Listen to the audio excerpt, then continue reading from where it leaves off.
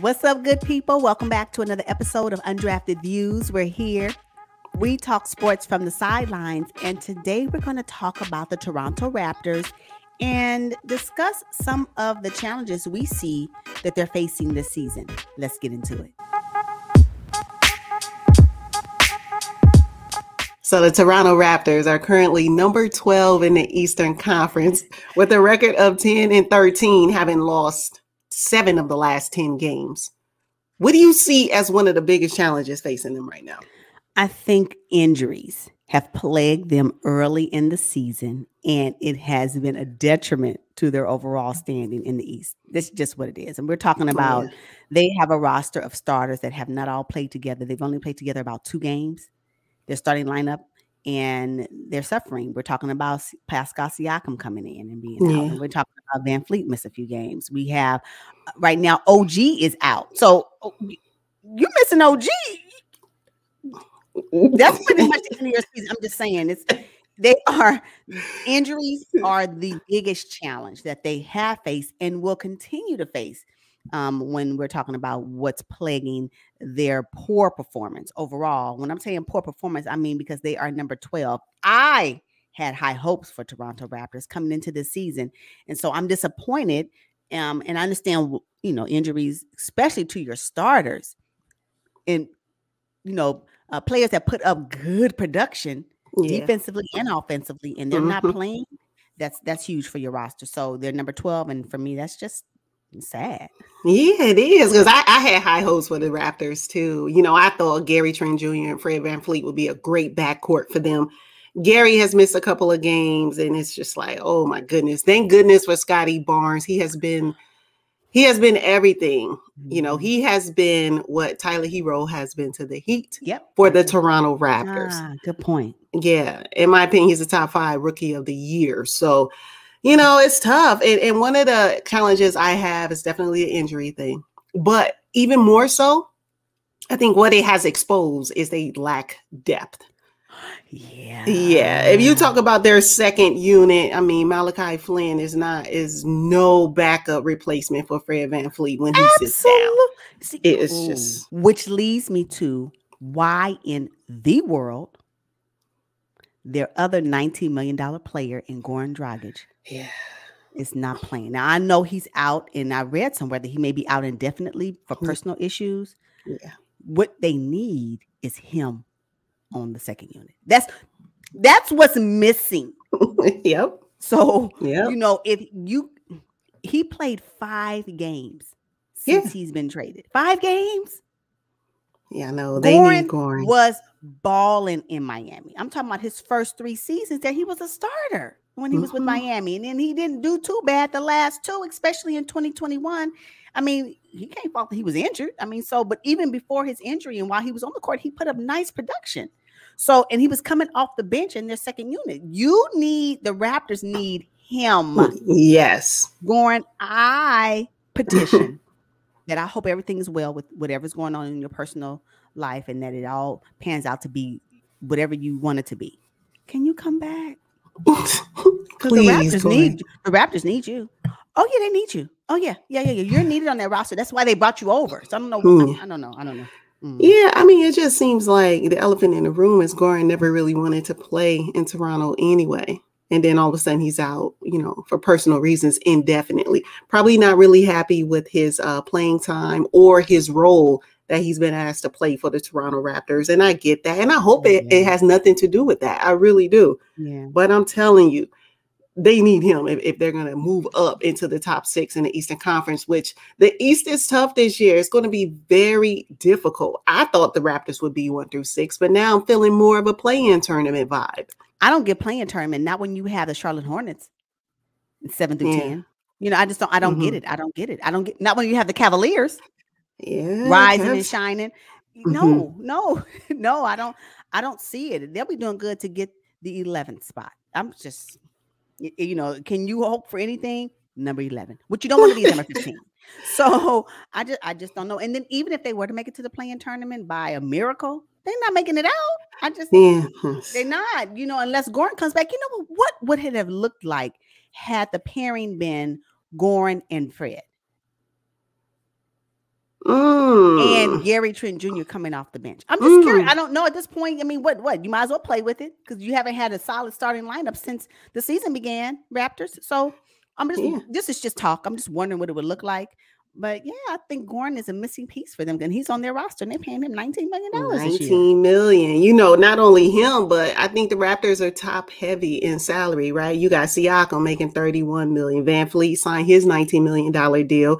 Gary Trent Jr. $16 million. OG $16 million. These are long contracts. Yep. And they haven't played together yet. And I think Masai Ujiri, he may have messed up here and not creating some depth down below. Now, I know they are big. The Raptors organization is big on developing talent and being patient and waiting and not trying to go for the mega superstar splash. But in this case, they probably should have. You know, the thing about it is that was okay prior to their championship win. Yup, you guys mentioned the mountaintop. So whatever theory that was before 2019 is not working now. No. So you got to change that mindset. We're going to build and we're going to build up. Nah, not after you win a championship. Now you and the fans are seeking into the championship. So the patience, especially having Kawhi Leonard on the team when he left. And now seeing the way DeMar DeRozan is playing. Oh, I know. What in the we here are developing people for them to go somewhere else and shine. No. No. And the only saving grace is that Kyle Lowry doing too well. But I mean, I just think it's a really good roster. I just wish they would all play together as it was designed. They would probably have a better positioning in the East. But right now, I just don't see it. And I agree, their depth is really questionable. It is. I mean, and you talk about perimeter shooting. I mean, Malachi, Svi Mykhailiuk is probably their best perimeter shooter. You're not going to get much from him. Like I said, Scottie Barnes has been great. He can play inside and outside. Precious Achiuwa, I think he's an above average defender coming from the Miami Heat culture, playing behind Bam, probably picked up all the tricks of the trade from Bam Adebayo. Need more from Precious. Having him in the starting lineup now because Kim Birch is out, I thought Precious would take this as an opportunity to shine. I think it might be a little too big of a stage for him. But why when he came from the Heat? I don't understand. Well, he's a young player. He's used to playing behind Bam, behind Kim Birch. So, you know, sometimes it's a little too big shoes to fill. And maybe that's not the role he wants. You know, maybe his role is best suited coming off the bench. You know, and maybe that's what his career will be, and it's okay because guess what? Teams need those people too. So yeah, I don't know. I feel for the Toronto Raptors. Here we go, year 2 with them struggling. I just don't understand. I don't. Post championship. Okay, so the first year they struggled, right? Was the bubble season. They were displaced. But now they're back home, right? And they have a losing record at home. They play better on the road, which is strange, you know. And I think the Raptors need to decide, okay, is this a tank season or are we really trying to win games? Because if you look at it, the East is top white. The Wizards, Bulls, Bucks, Heat, Sixers, and the Cavs. Like, where would the Toronto Raptors fit in that? But I'm saying we probably would not be having this discussion had the Cavs, Bulls, Wizards were playing like they were playing last season. It's true. Then we could perhaps put the Raptors up there. But they have been demolished by these teams that I did not anticipate would have such a high positioning in the East, playing as phenomenal as they're playing consistently. So yeah, the Raptors gonna have a hard time based off an inconsistent starting lineup with their core players being in and out of the lineup for the foreseeable future. This season, of course, I just don't see it. I don't see it for them. I really don't. Yeah. So then they need to probably just try to change the narrative. You know what? This season we just in the rebuild. You know, use a rebuild phrase. Nobody, you know, you can get by with it. Your fans will accept a rebuild phrase. But I'm gonna have to agree with you, Masai. What happened? Yeah. Ooh, and is it time for a new voice? You know, from the head coach? Is it? Is it? Nick is. You know what though? Honestly, it may be. Silas. I'm just I'm just playing. No, but it could be time. I just don't know. I don't know. I am flabbergasted by the fact that the Toronto Raptors are where they are in the East right now. It just blows my mind. Because looking at them on paper, I'm like, oh, they about to ball out. Yeah. No, they out. How about that? All right, so let's get into the next 5 games for the Toronto Raptors. I mean, they have OKC coming up, the New York Knicks, the Sacramento Kings, the Brooklyn Nets, and the Chicago Bulls. How do you think they'll do? With OG being out of the rotation, I give them at best 1-4. Oh, at best. Oh yeah. And I only say 1 because I believe they can beat OKC, depending on how OKC is doing. But OKC has upset some teams too. I understand that, but they can probably beat them. But the Nets, the Kings, the Bulls.